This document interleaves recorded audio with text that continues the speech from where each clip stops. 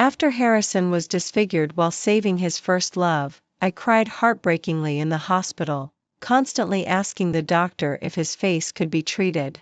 Everyone thought I was a love-struck fool, madly in love with him. Only Harrison's younger brother handed me a tissue and smiled. "Sister-in-law, my brother's face can't be treated. You might as well choose me, my face looks more like Quincy's than my brother's right now." Harrison was hospitalized for 3 days, and his first love never visited him. Only I went to change his dressings and bring him meals every day. The car hit us too fast. Harrison instinctively lunged to protect Sherry.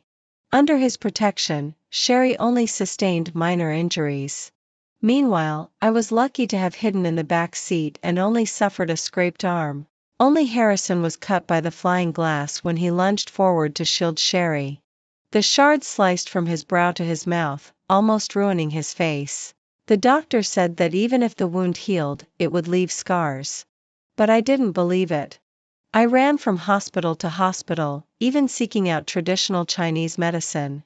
But the final responses were all the same: unless he underwent plastic surgery, the scars would never go away. I cried in the hospital, tearing my heart out, drawing everyone's attention. Harrison couldn't help it anymore and asked me while I was changing his bandages, "Yvonne, do you really love me that much? If your face is ruined, I wouldn't want to live either." I sobbed, looking at his face with pity and sadness. "Stop crying, it looks too ugly." Harrison wanted to wipe my tears but ultimately didn't, giving a sarcastic smile. "Can't tell, huh? The beauty of Peking University is a love-struck fool too. Between Harrison and me, he was the one who pursued me first." I treated him coldly, giving him no warm expression, but I couldn't stop his passion. No matter the weather, Harrison consistently accompanied me to the cafeteria and back to my dorm. Finally, on Valentine's Day, I accepted his confession and officially became his girlfriend. But after a year of dating, everything changed when Sherry returned to the country. Harrison started nitpicking at me, complaining about my family background, and saying I wasn't gentle enough. He would explode at me for no reason, humiliating my appearance. He even left me alone on the roadside when I was sick. Before the accident, Harrison had already mentioned breaking up, but I hadn't agreed. "Are you shameless? I already mentioned breaking up, and you're still taking care of me." Harrison said that, but looking at my red eyes from crying, he paused, then continued, "Fine, if you really can't accept it, I won't break up."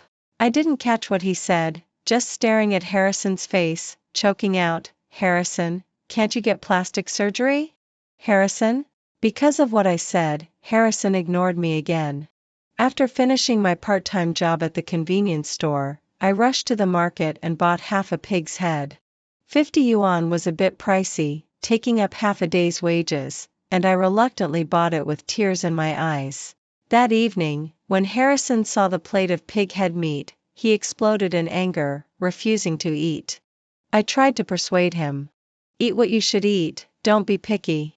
Harrison's face was gloomy, but under my expectant gaze, he reluctantly ate.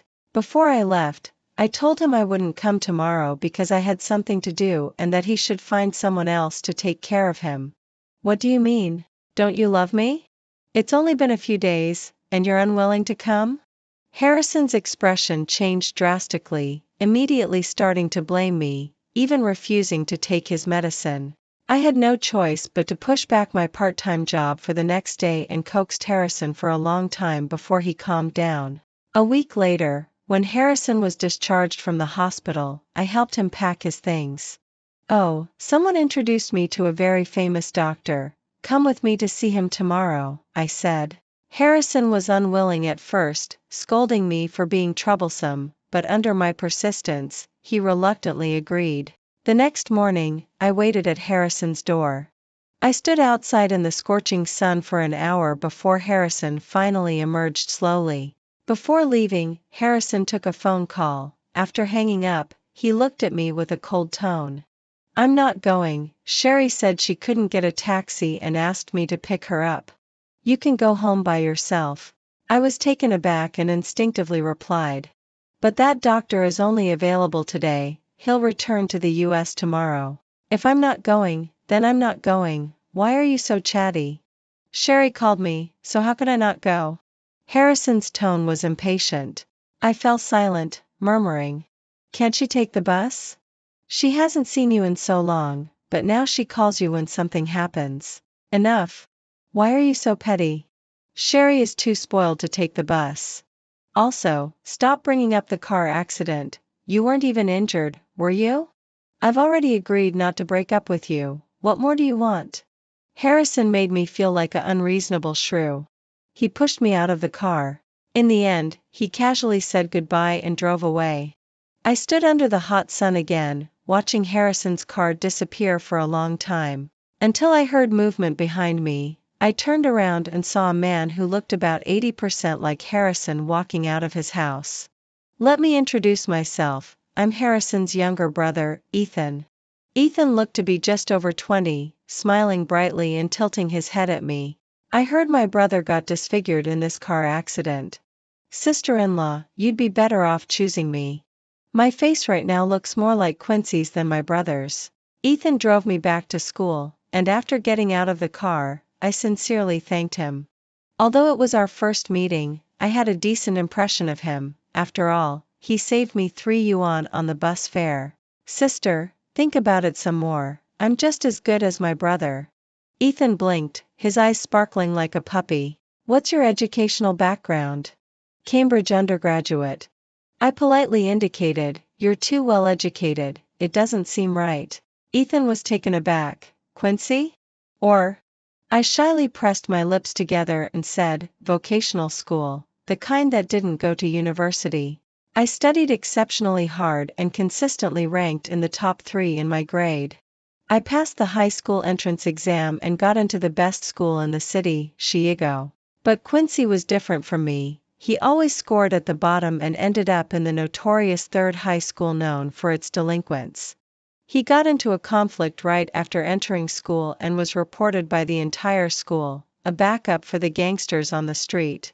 After an awkward silence, Ethan said, "It's okay, I'm graduating next year, and right now my education level is the same as his high school." Before Ethan left, he added me on social media, his profile picture featuring a curly-haired puppy. I clicked on his profile. It was full of lifestyle photos hiking, skiing, and playing basketball. Ethan had a great photography skill, showcasing the best features of his face. I couldn't help but like a few pictures and saved a couple. During the break after the major course, I called Harrison again. He hadn't responded to my calls for days, not picking up or replying. Now that the weather was hot, I was worried he wouldn't take his medicine on time and that his wound would become inflamed, so I called him whenever I had a chance. This time he picked up quickly, and I immediately expressed my concern about his face, asking how his wound was healing. At first, Harrison seemed impatient and scolded me, but after a while, he sent me a message. "It's Chishi today, dress beautifully and come out for a date." I rummaged through my wardrobe back at the dorm, but I couldn't find anything suitable. Seeing my disappointed expression, my roommates volunteered to lend me their clothes and do my makeup. "Yvonne, you're so beautiful. You look stunning, like a fairy descended from heaven." A person who had never dressed up suddenly looked amazing, causing a tremendous effect. My roommates' eyes sparkled with excitement as they rushed to take selfies with me. "Girl, you must have mesmerized your boyfriend. If he doesn't faint, I'll lose." With my roommates cheering me on, I took a deep breath and stepped out the door. To avoid ruining my carefully styled hair, I gave up on riding a shared bike. After comparing 3 apps, I painfully chose Baidu Taxi. When I arrived at the designated place, Harrison had already been waiting impatiently for a long time. He was tall and handsome, looking good even in casual attire. However, when he turned around, his head was wrapped in bandages, giving him a somewhat cyberpunk appearance. As I walked closer, Harrison stared at me for a long time without speaking, and when he came to his senses, his voice was hoarse. "This is the first time I've seen you made up, it's really..." Before he could finish, a sweet voice interrupted, "Harrison." We both turned around to see Sherry, dressed in designer clothes and high heels. As soon as Sherry approached and saw what I was wearing, she frowned. Yvonne, I know you're poor, but you can't wear a knockoff. Isn't that dress a replica of XX's latest design? This dress was randomly bought online by my roommate, and as a college student, I had no idea about high-end custom designs versus replicas. In that moment, I felt little embarrassment from Sherry's comment. But Harrison's face fell instantly, and he glared at me before walking up to her. Sherry, didn't you say you weren't coming? I thought you were busy. I was busy at noon, but now I'm free. Let's eat, and then I want to go shopping. Okay, what do you want to buy, a necklace or some clothes? Just swipe my card. Harrison spoke sweetly to Sherry, chatting with her as if I didn't exist. When Sherry impatiently urged Harrison, he finally seemed to remember me. Casually waving his hand, he didn't even look back. All right, you can go back now, I won't see you off. I held back my frustration but ultimately couldn't contain myself. Harrison, are you stupid? My canvas bag was heavy with a power bank and an umbrella. I swung the bag at Harrison a few times, leaving him dazed. Why didn't the car accident kill you last time? After giving him a fierce kick and throwing that line at him, I walked away. Walking down the street, I looked at my outfit. My roommate had lent me her prettiest dress. The makeup was done with her newly bought foundation that she hadn't used yet. All this was wasted because of Harrison, and I had to take the bus back to school. The more I thought about it, the more regretful I became. I should have at least made Harrison reimburse the taxi fare. Annoying. While waiting for the bus, a black car suddenly pulled up, and the window rolled down. Ethan, with his blonde hair, smiled brightly from the driver's seat. Hey, why do you look so beautiful today? Want to hop in? How about I treat you to dinner? Ethan was completely different from his brother. He watched me awkwardly cut the steak without any unusual reactions. He naturally cut his steak and swapped it with mine. Unlike Harrison, who laughed heartily at my clumsiness, Ethan simply smiled. He even sent a message, "Wow, the first time I've seen someone eat a medium steak." He jokingly asked if I wanted him to get me a pair of chopsticks. At that moment, I thought about slapping the steak onto his face. But Harrison's smile resembled Quincy's so much, even the arc of his raised eyebrows was similar. At that time, Quincy and I collected plastic bottles to sell. We managed to buy a steak combo for that. Quincy had frowned, cutting it for ages, getting impatient, and called the waiter for 2 pairs of chopsticks. Is this really steak? This little bit of meat for such a high price? Quincy complained, and I nodded in agreement. I ate most of that steak. Quincy only finished the salad they served. It had always been like this. Quincy would fiercely give me the good things he found. So seeing Ethan smile so much like Quincy made me dazed. I didn't care about Harrison's mocking at all, just gently looking at Ethan and saying, anything is fine. That rumor had spread all over the school, and my roommates knew about it too. They rushed over, asking if Harrison was bullying me and urging me to break up with him. I sighed, resting my chin on my hand, but I can't bear to part with his face. Originally scolding my roommates fell silent. After looking at Harrison for a long time, they scratched their heads. He is indeed quite handsome, but little Yvonne, we can't keep such a person with bad character. We can't let love cloud our judgment. At this moment, watching Ethan gently cut my steak, I couldn't help but get lost in thought. Harrison's temper was like Quincy, stubborn and spirited, ready to fight at the slightest disagreement. But his brother was currently showing tenderness and consideration. But I felt it seemed more like the attitude Quincy I knew had towards me. Ethan noticed my gaze and intentionally showcased his newly dyed hair.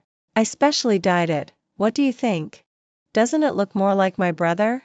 Ethan leaned closer to me, his eyes reflecting an aggression that didn't match his puppy-like appearance. In a low tone, almost seductive, he murmured, "Sister, choose me. I promise to love you more than my brother." I felt enchanted by those eyes, involuntarily allowing him to come closer.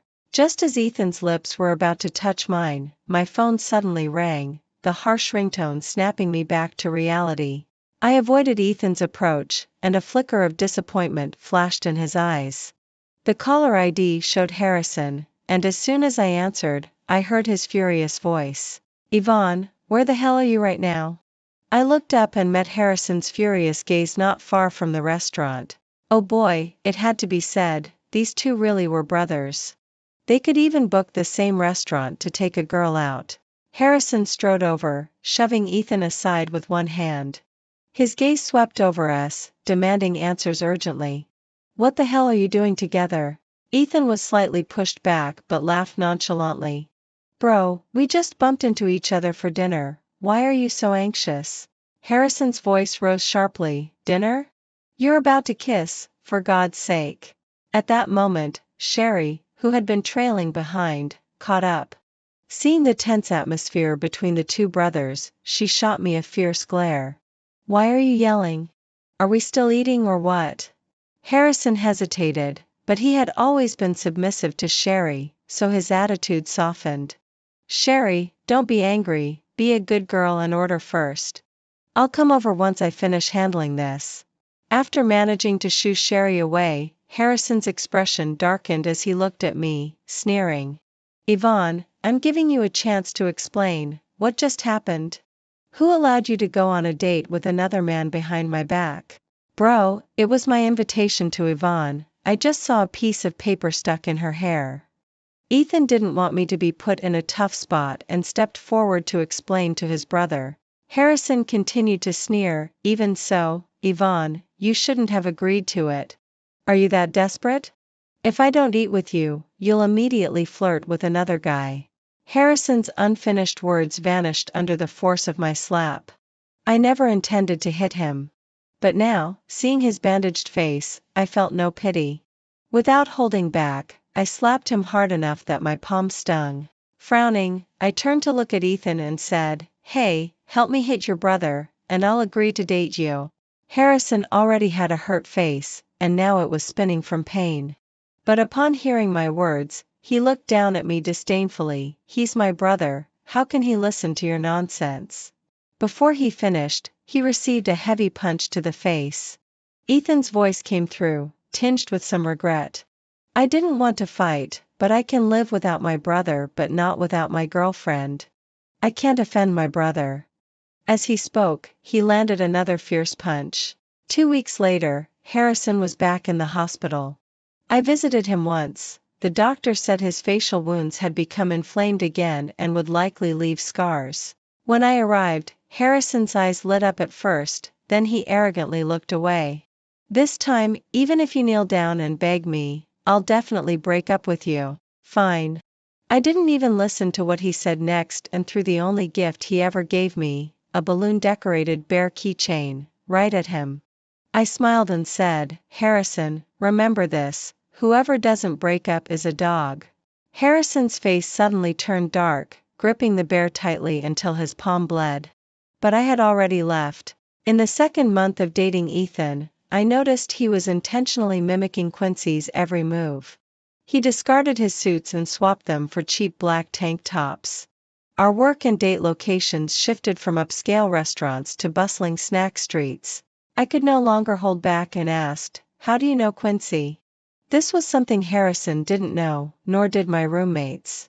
They only knew I was an inspirational student from a remote mountainous area who had gotten into Peking University. How did Ethan know, and how could he imitate him so well? At that moment, Ethan was carefully steaming utensils for me. Hearing my question, he paused. After a long silence, he spoke softly. "You really don't remember me." The Harrison family only became wealthy in recent years. My brother was taken along by our parents since childhood while I stayed in our hometown for school. I studied at Shuqingyao for 3 years too. But back then, you couldn't see me, your eyes were only on Quincy. Quincy was quite famous in high school. He was known for his good looks and fighting skills. People said he was unruly, getting into conflicts as soon as he stepped into school, making it known to everyone. The girl sitting behind me said she saw a group of delinquents smoking outside an internet cafe after school, and Quincy was among them.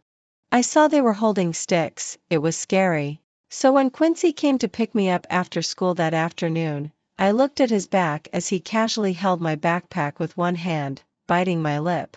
Don't get into fights anymore. Quincy turned to look at me, and I noticed the faint bruise on his forehead.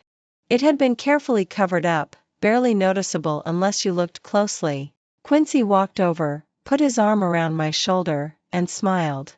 Kid, still want to meddle in your brother's affairs? I didn't say anything and forcefully pushed his arm away, turning my head. This was how I showed my anger, and Quincy paused for a moment. I continued, lowering my voice. What's so great about fighting? You get hurt all over, is it for money? Or do you think it's cool or handsome? Do you want to be like Gao Chiqiang, a big brother leading a group of younger ones? Fight for a lifetime. Quincy covered my mouth, a bit embarrassed and angry. Okay, I won't go anymore. Be careful, I might hit you. We fell into silence, walking forward. I kept my head down and eventually said, for people like us, studying is the only way out. The premise of being reckless is having family support. We were destined not to have that. What kind of people were Quincy and I? Both of us knew the answer. Quincy's gaze was fixed ahead, unblinking, with light and shadow filtering through the leaves and falling into his hair. He said, since you know this, you should also understand that you need to study hard and leave here. After dinner that night, I carefully applied medicine to his facial injuries. Quincy closed his eyes, the sharpness in his brow softening a bit, appearing somewhat docile in the sunset. I heard you didn't even score 400 on the recent monthly exam, I commented mercilessly. Quincy, are you an idiot? I scored higher than you even with one subject missed. Quincy seemed not to hear, hissing in pain as I applied the medicine, asking me to be gentler. I ignored him and finished applying the ointment.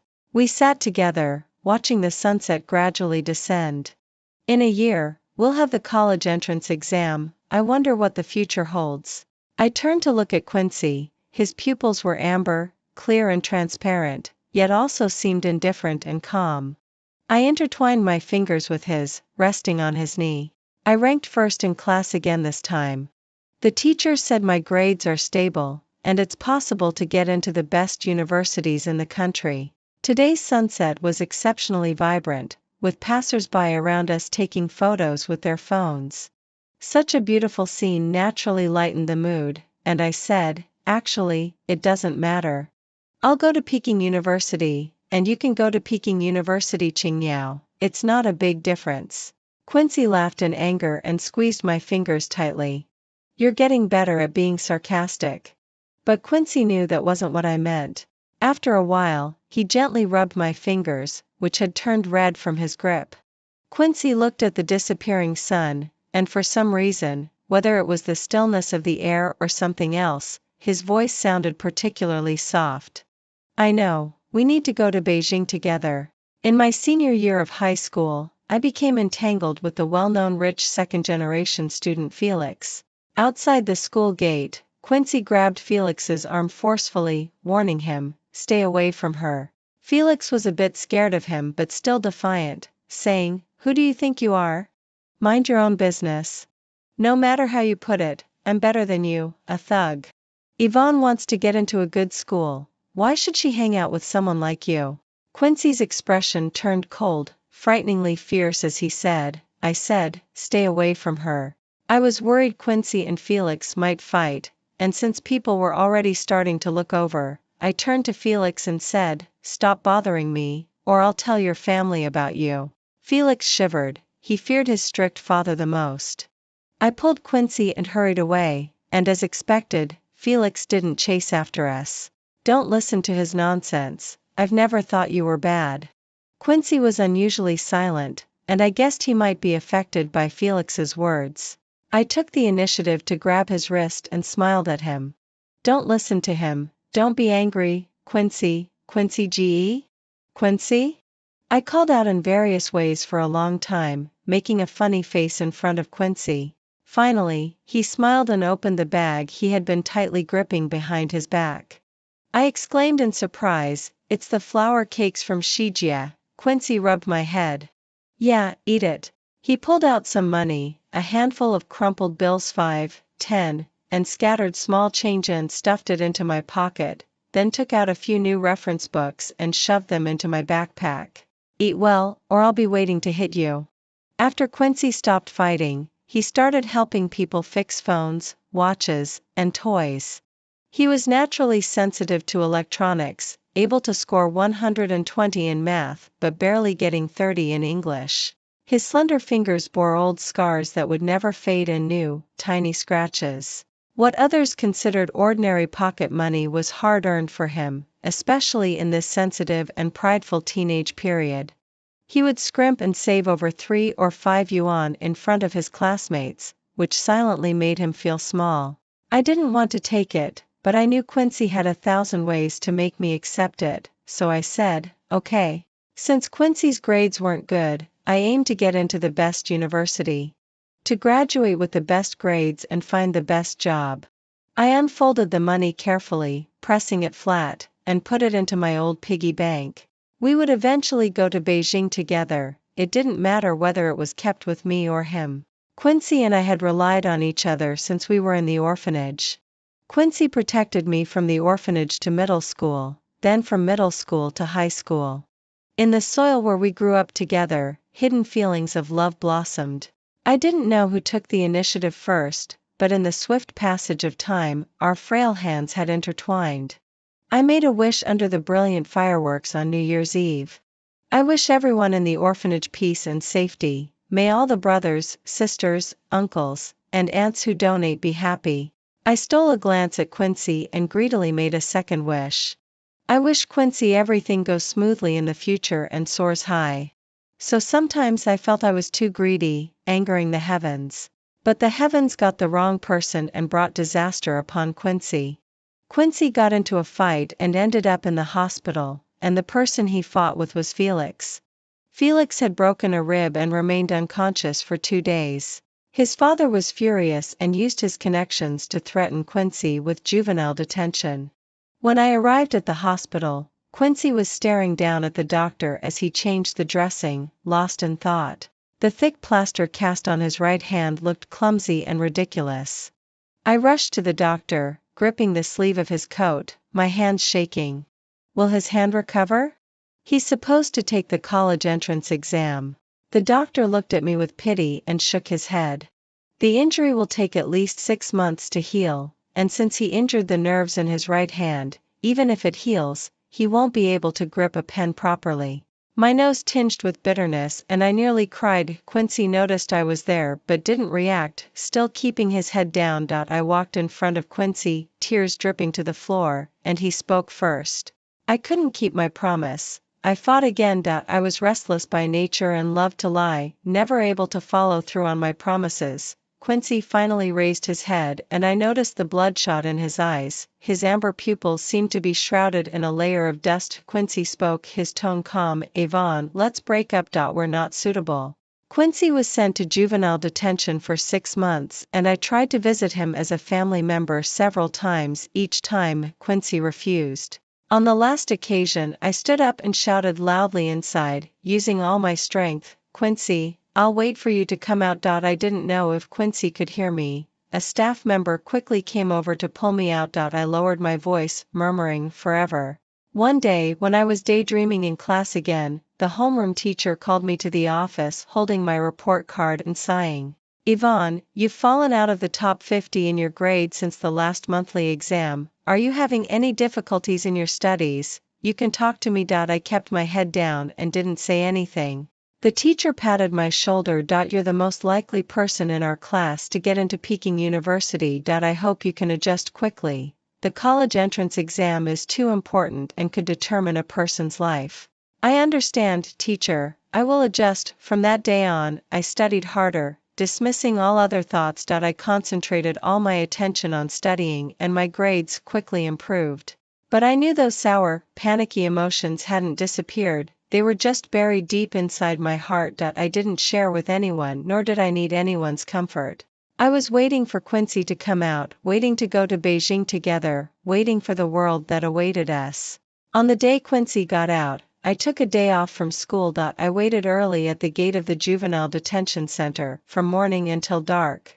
I couldn't help but ask the staff, who thought for a moment, oh, that Quincy, he performed well inside and got out 2 weeks early.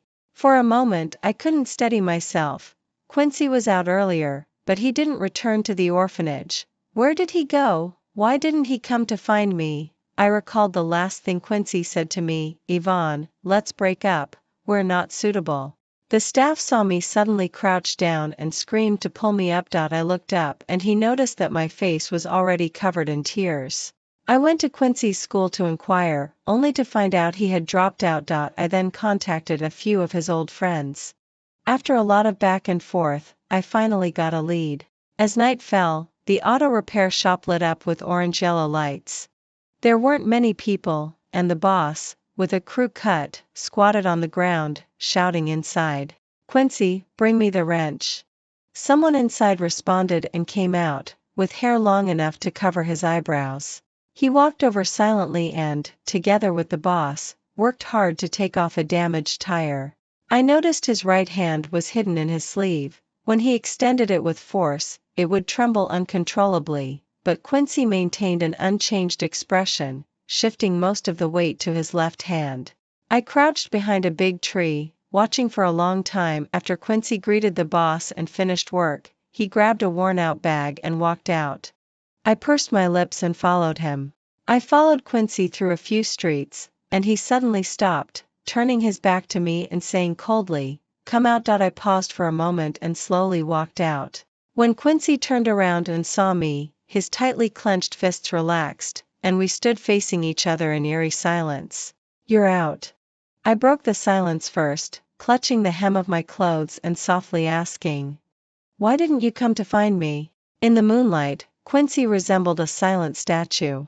After a while, he spoke but didn't answer my question. "I heard you found your parents. They came all the way from Beijing to look for you. Is that true?" "Yes. A week ago, the aunt from the orphanage told me my parents had found me.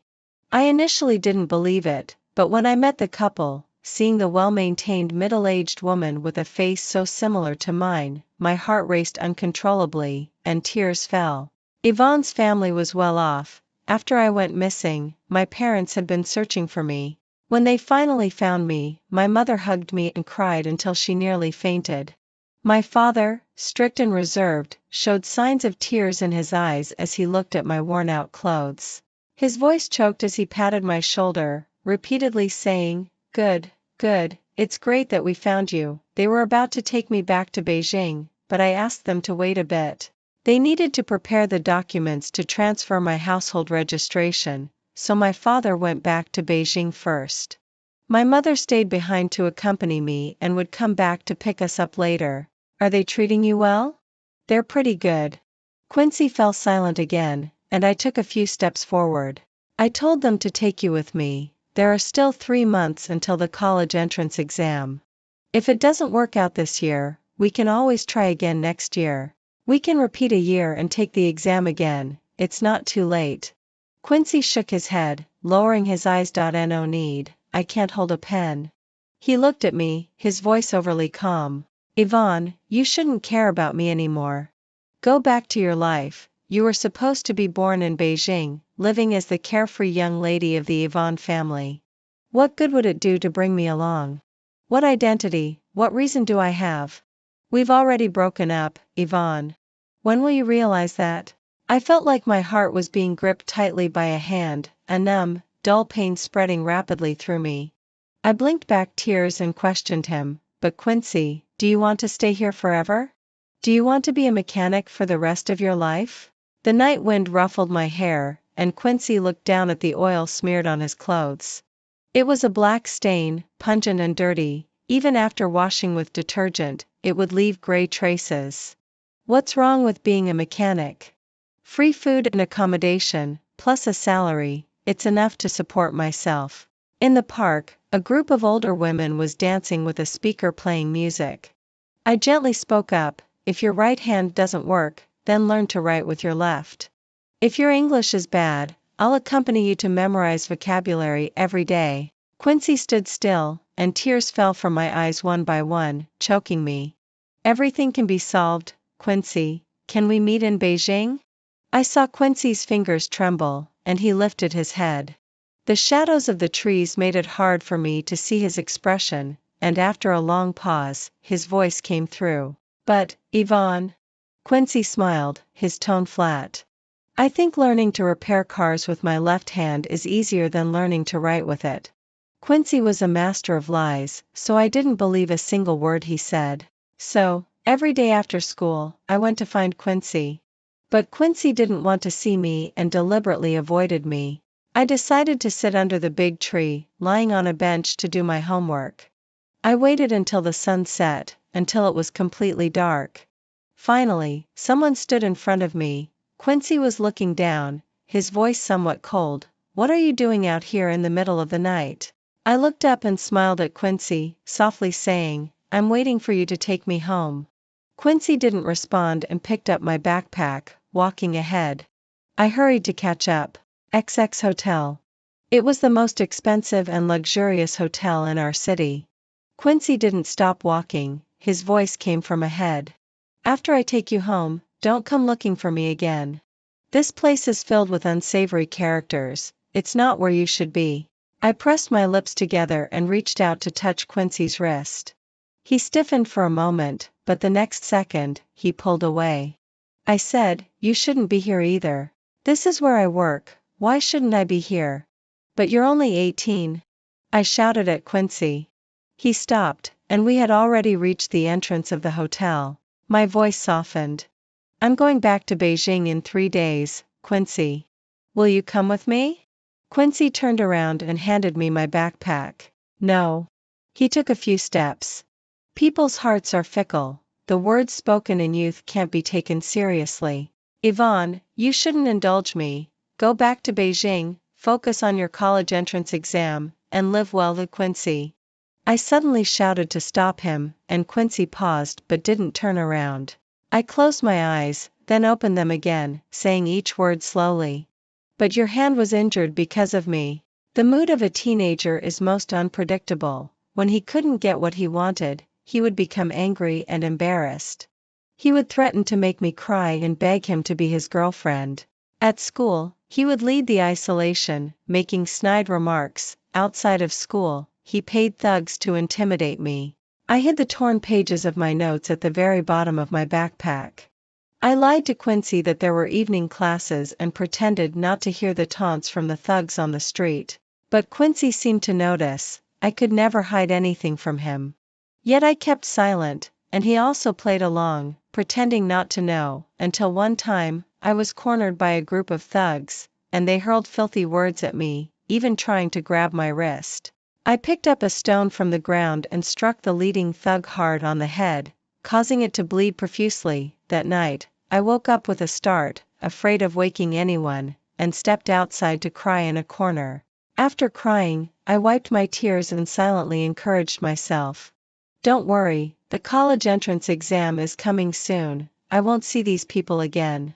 But I didn't expect Quincy to go find Felix the next day. Felix scolded Quincy for being a poor, low-class person.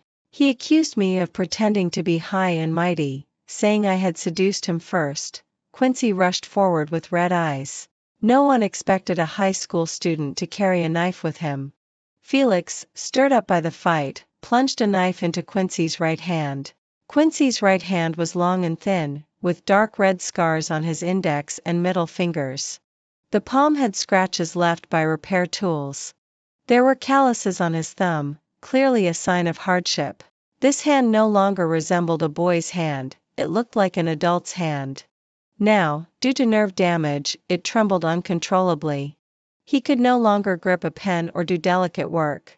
The spirited boy injured his hand, ended up in juvenile detention, and his last words to me were to break up. I choked up and asked Quincy, "Do you regret fighting Felix for me?" No one answered, and the figure in front of me grew farther away. My vision blurred more and more, and my mother, Yvonne, worried about me. She waited for me at the hotel entrance, and when she saw me like this, she hurried over. "What happened?" I dashed into her embrace. My mother's warm hug felt like endless acceptance. I cried bitterly, my heart aching as if it had been struck by a bullet, my whole body trembling uncontrollably. "Mom, he doesn't want me anymore. I'm a sinner." Yvonne's mother didn't understand what I was saying. She felt heartbroken and didn't know what to do. As a mother, she too was stirred by emotions, her voice choking as she kept saying to just go home. This time, I didn't refuse. I followed Yvonne's parents back to Beijing. "That's how it is. There's nothing more to say about my relationship with Quincy." I spoke calmly, looking at Ethan's profile in the sunlight. Ethan said, "Since you've returned to the Yvonne family, why do you look?" I knew he wanted to ask why my life still seemed so strained. But at that moment, Harrison, whom I hadn't seen in a long time, suddenly appeared before me. Once a well-groomed young master of the Harrison family, he now looked somewhat disheveled. He looked at me, still wanting to put on airs, using a condescending tone. "You know you should apologize to me. After all, I'm still your boyfriend." But I was lost in memories, feeling anything but calm, so I didn't even raise my head to respond to him.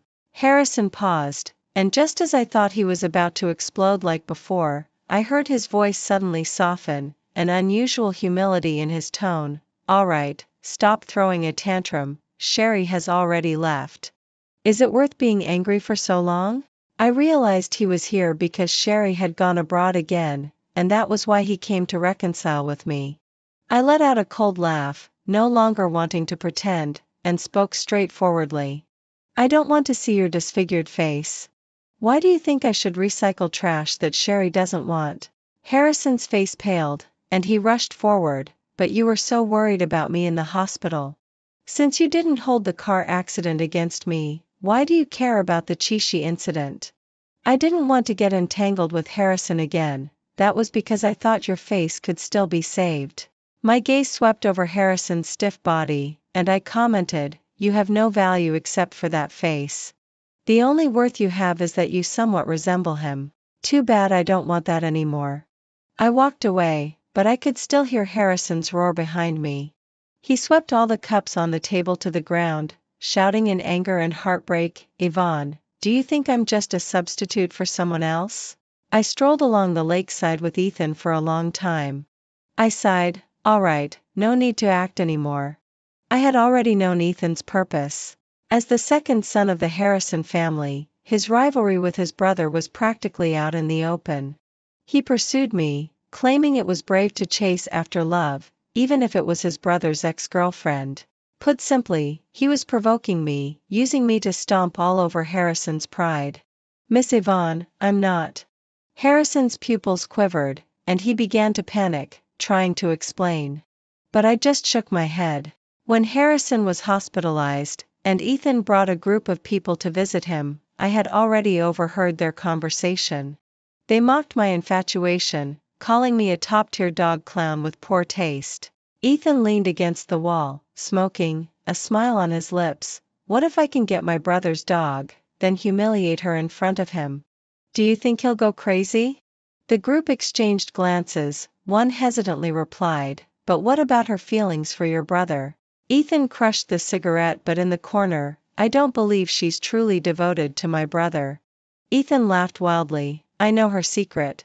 Ethan's lips trembled. "I was just bragging, I didn't lie to you. I really studied at Shuqing No. 1 High School for 3 years. He reached out to grab me, but I gently dodged him."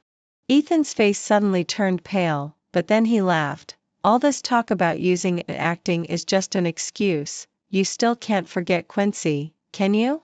Is a living person always inferior to a dead one?" The day after I returned to the Yvonne family, Charles, my biological younger brother, started crying and making a scene, insisting that I be sent away, even going so far as to threaten to starve himself. The 15-year-old boy, not knowing who told him, thought I had returned to compete with him for the Yvonne family fortune. The moment he saw me, he looked at me like an enemy, cursing me for being a despicable and cunning person. Yvonne's parents looked awkward, but their hearts had long favored their only son, who had grown up by their side. Yvonne's father gave me 200,000 as living expenses until I turned 18, somewhat guilty as he sent me back to Shucheng. It was at this moment that I realized I didn't have a home. On the afternoon I returned to Shucheng, I was cornered by a group of thugs. They grabbed my clothes, rummaged through my bag, demanding that I hand over the 200,000. I quietly watched them and suddenly understood why Charles had so easily allowed Yvonne's father to give me money. The thugs turned my backpack inside out but didn't find the bank card. In the end, they grinned maliciously as they approached me. I don't remember much of that day, just the blinding flash of countless camera lights. They took photos of me, threatening to spread them throughout Shucheng if I didn't hand over the bank card within 3 days. But this was never my fault. I didn't think it was my fault. I calmly gathered evidence and staggered to the police station to report the incident. All 5 thugs were sent to jail. Before they were caught, they looked at me with vicious eyes, shouting that they would kill me when they got out. I recorded a video of them as evidence, extending their sentences by several years. When Quincy found me, my photos had already spread all over the internet. Countless people commented, begging for pictures. Quincy held me tightly, his arms trembling. Those beasts deserve to be torn apart. Quincy looked at me, his eyes red. His usually straight back bent, and he choked out, "I'm sorry, it's my fault. I shouldn't have let you go." In comparison, I seemed calm, even comforting Quincy in return. "Their fault is not mine, I don't need to reflect with you." I wrote down the bloggers who spread my photos online. One by one, I sued them in court. In court, those people were still arguing that they were just curious. Under my cold gaze, they gradually fell silent. According to the extent of the dissemination, everyone received varying degrees of punishment. Quincy became more and more silent, coming home earlier and leaving later. I resumed my studies at Shucheng No. 1 High School. Whenever boys threw lewd looks my way, the girls scolded them one by one. The girls brought me various snacks and gifts every day. They spoke to me gently and tenderly, cautiously preserving my self-esteem. I didn't refuse anyone's kindness, smiling as I studied and did exercises, looking completely normal. After the college entrance examination ended, Quincy and I worked at a barbecue restaurant. Then the news came that the Yvonne family had a fire, their villa was completely burned down. Strangely, Yvonne's parents were unharmed, but Charles was crushed under the wall, leaving him with 2 broken legs. The Yvonne family was heartbroken, and seeing that Charles would not recover, they wanted to take me back home again. I refused. That 200,000 had brought me disaster and severed my family ties. At dinner, when Quincy stood up to wash the dishes, I asked, "What about that fire?" I paused and continued, "Do you know how it started?" Quincy didn't stop his movements, replying calmly, "Oh, I don't know, hasn't the police found out yet?" "Why do you ask?" I said, "It's nothing." The cause of the fire was no longer important. I didn't want to know where Quincy had disappeared to for 3 days. Those who did wrong should pay the price. After I was accepted into Peking University, the city government and various enterprises awarded me 300,000. Combined with that 200,000, I couldn't help but feel happy and rushed to find Quincy. "We have enough money, 500,000. That's enough for me to finish college and for us to settle down in Beijing." Quincy, while repairing a car, didn't stop and rarely smiled, telling me to keep it safe. "Save it in a fixed deposit. When you graduate, you can start a business or buy a house as you wish." Quincy even gave me all the money he had saved from repairing cars, 5 or 10 yuan at a time, accumulating to 10,000. At that moment, I was still immersed in the anticipation of a new life with Quincy. I couldn't see the tenderness and hidden affection in Quincy's eyes. Quincy asked me to go to university first. He needed a month to handle things at the repair shop. A month later, when I tried to call Quincy, it was already unreachable. When I hurried back to Shucheng, I heard the news that Felix had died. Felix was among the thugs from that incident. However, he had power and influence, bribing the thugs to ensure they would say he wasn't involved. Thanks to Felix's father's connections, he really managed to escape a catastrophe. The thugs who later came out either had mental illnesses or were on medical parole. They all gradually re-emerged within a few months. After those thugs were released, they sought me out multiple times, threatening to kill me and demanding $200,000. I told them to wait until I had more money when I was accepted into Peking University, trying to buy time. I considered giving them all the money to live peacefully, and I also thought about recording a video and suing them, seeking justice for a lifetime. I even contemplated giving up my studies and running away to a small county in the South to survive rather than be threatened like this. I always thought I was hiding it well, that Quincy was unaware of these matters. But I never imagined that at night, when I was awakened by nightmares and couldn't sleep, Quincy, just a wall away from me, would also lie awake until dawn, expressionless. After Felix, it was the 5 thugs. One by one, they met a horrific end, their faces twisted, their bodies dumped in the toilet. The day Quincy was arrested, I was in class at the university. The professor was very entertaining, and the students were laughing heartily. Only I felt an inexplicable thumping in my heart and couldn't smile. As I watched the birds fly by outside, I came to my senses, only to find tears streaming down my face. The last time I saw Quincy was at his funeral. A thin white cloth covered him, quietly laid on the ground. The staff looked worried at my expression, wanting to support me. I waved them off, slowly walking step by step to the white cloth. I thought I was strong, I thought I was calm. Back then, I had been bullied and photographed by those thugs, and I hadn't cried. I even lunged at them, biting their necks until they bled. But now, as I tried to reach out and touch that white cloth, I couldn't lift my hand after several attempts. When the staff suddenly held my shoulder, I realized my whole body was trembling. Why? Why? I muttered to myself. Quincy, why did you get to decide my matters? And why did you decide your life without consulting me? I couldn't hold back any longer, and the tears fell. Each drop stained that white cloth. It felt like being stabbed by thousands of swords in my heart. After the coldness came the most intense pain. I choked out, Quincy, I regret it. Once, Quincy held me, saying he regretted letting Yvonne's mother take me back to Beijing. Now, I regretted it. I regretted returning to Shucheng. I brought disaster back to Shucheng and brought it to Quincy. Quincy was a master of deception, promising to go to Beijing with me but never fulfilling it. And I was just an ungrateful sinner. I was the one who caused Quincy's death. After graduating from university, I joined a reputable third-tier hospital. 6 months later, when I saw Harrison again, he had taken over the Harrison family business. His facial injuries had healed completely, but his smile seemed a bit stiff. He looked at me, his tone cautious. I had plastic surgery, don't I look good? You can see me as him, as long as you're still willing to accept me. I was taken aback, letting out a wry laugh and shaking my head. Why bother? It had always been a mutual exploitation.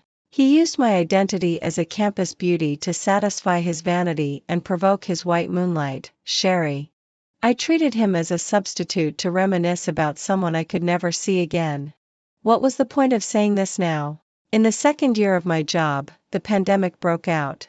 During the height of the crisis, I volunteered to support Wuhan. I urged the head nurse, who was competing for the same spot. You have a family, and your child is only 3. It's better for me to go. I have no attachments, and I'm the most suitable. After the pandemic, I went to aid in remote and impoverished areas like Qinghai, Tibet, and Hunan. There, I saw many children just like the old me and Quincy.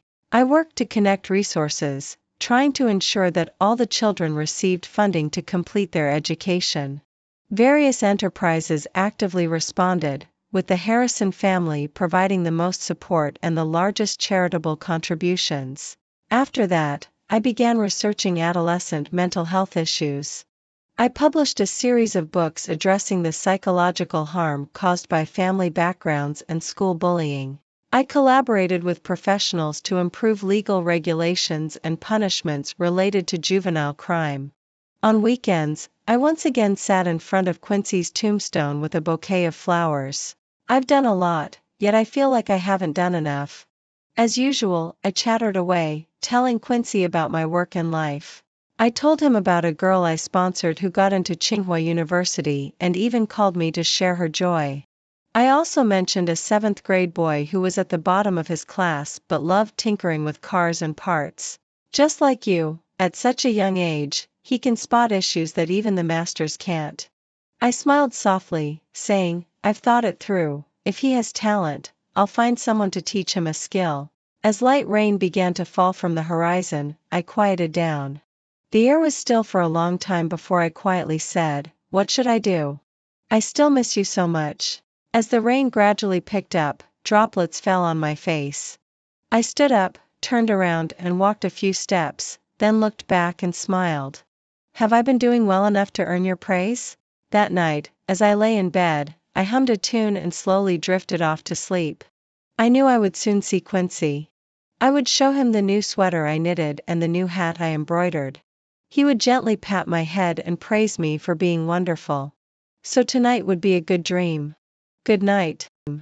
Good night. Good night. Good night. Good night. Good night.